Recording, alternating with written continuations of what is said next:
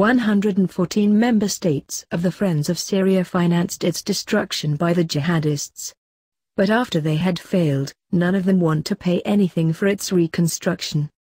However, they had no problem supporting the states who offer refuge to the Syrian refugees, given that, obviously, this was not a humanitarian gesture, but a means of draining off Syria's human resources. Above all, they all hope to further enrich themselves by masking their crime and by obtaining reconstruction contracts. On meeting in Beirut, the United Nations Economic and Social Commission for Western Asia, ESCWA, estimated the minimal cost of reconstruction at $388 billion. It should deliver a detailed report on the subject in September. Already aware that what that country experienced had very little to do with a civil war, but rather with a foreign aggression, it has announced the title of this report, Syria, 7 Years at War. Meaning Syria, 7 years at war and not 7 years of war. By comparison, Lebanon, whose population is 3 times smaller, was only able to obtain $11 billion of international aid during the Cedra conference. The United States, which had been planning the war against Syria since 2004, does not want to part with a penny.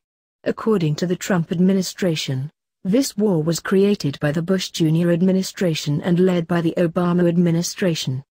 However, these two administrations were not serving the interests of the U.S. people, but those of a transnational financial class. Not only did they destroy Syria, but also the U.S. economy. Thus it is not for Washington to pay, but these people and the transnational corporations directly implicated in the war. For example, the United States investment fund and rival of the Carlyle Group, Henry Kravis KKR, market value $150 billion. It employs General David Petraeus and transferred funds and weapons to Al-Qaeda and Daesh.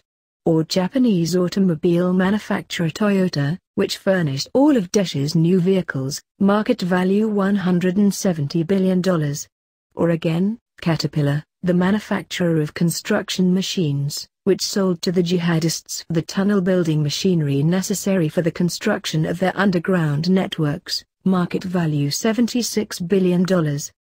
Not to mention the Franco-Swiss cement producer Lafarge-Holcim, which produced 6 million tons of cement for the construction of their bunkers, market value $40 billion, etc. The engagement of these corporations in the implementation of Admiral Arthur Zebrowski's plan to destroy the states and societies of the Greater Middle East can probably be explained by their certainty that they would thus gain access to the region's natural resources, under the protection of the Western armies. Making the multinationals pay does not exclude obtaining damages from certain states like Saudi Arabia, Kuwait, Qatar or Turkey, which financed, or certain of whose citizens publicly financed the jihadists.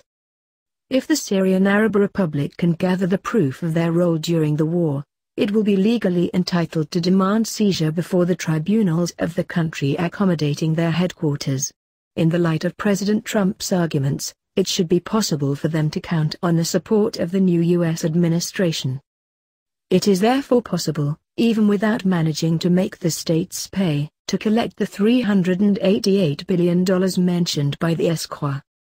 At the end of all wars which called for the payment of damages, national companies were seized.